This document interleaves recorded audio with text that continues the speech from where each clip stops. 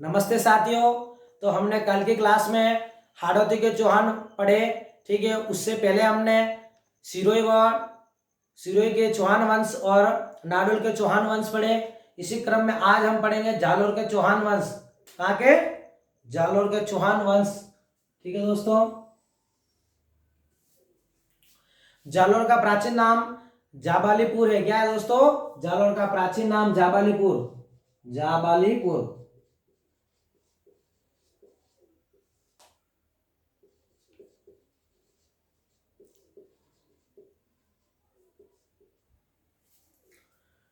जालोर का प्राचीन नाम जाबालीपुर था। जाबालीपुर पर प्रारंभ में प्रतिहारों ने शासन किया था। यहाँ पे पहले कौन राजा थे? प्रतिहार वंश के राजा थे। उसके बाद प्रतिहार कन्नौज चले गए, तो बाद में सोनगरा चौहान, कौन?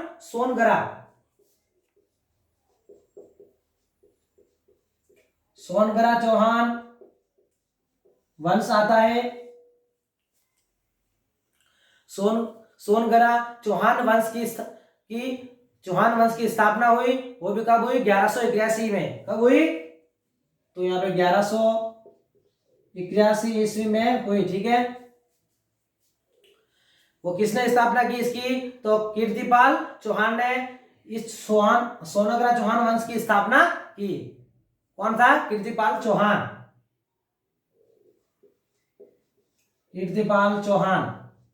ठीक है दोस्तों।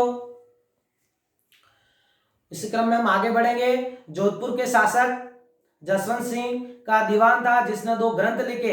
पहला है हमारा मुहणोत नैणसीरी ख्यात। पहला कौन सा है? मुहणोत नैणसी ख्यात। दूसरा है हमारे मारवाड़ का परगना, ठीक है दोस्तों। दूसरा है हमारा मारवाड़ का परगना। मुहणोत नैणसीरी ख्यात मतलब जनगणना का अग्रज दोस्तों, और मारवाड़ा परगनारी विगत राजस्थान का गजेटियर कहा जाता है। क्या कहा जाता है इस क्षेत्र को? गजेटियर, राजस्थान का गजेटियर।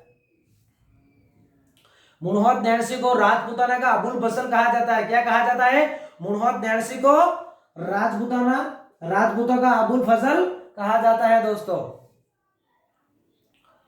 उसे पता नहीं था कि अकबर के नवरत्नों में से कवि अबुल फजल भी राजस्थान के नागौर जिले से संबंधित थे अकबर के दरबार में। और साथ ही में ध्यान रखना दोस्तों, 1177, कब?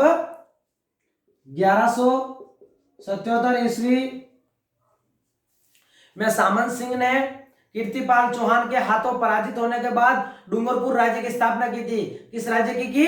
डूंगरपुर राज्य, जो वर्तमान में हमारे राजस्थान का एकमात्र जिला है।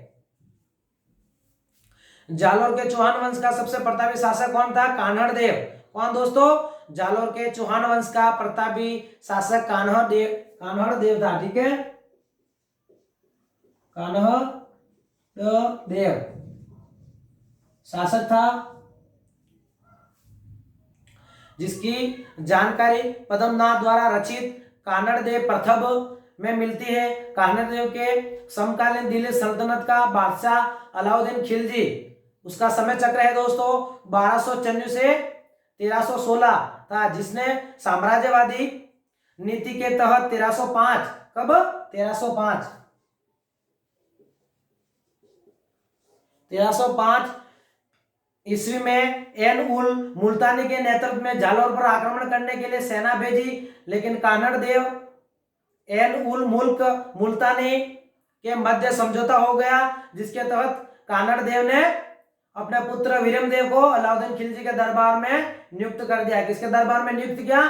कान्हड़ देव ने अपने पुत्र वीरमदेव को अलाउद्दीन खिलजी के दरबार में नियुक्त कर दिया, ठीक है दोस्तों। इसी के साथ में हमारे आज की क्लास यही समाप्त होती है, और हमारे अगली क्लास में जालोर के चौहान वंश में कान्हड़ देव के पुत्र वीरमदेव के बारे में पूरी विस्तार पूर्वक जानकारी अगली क्लास में हम पढ़ेंगे। धन्यवाद।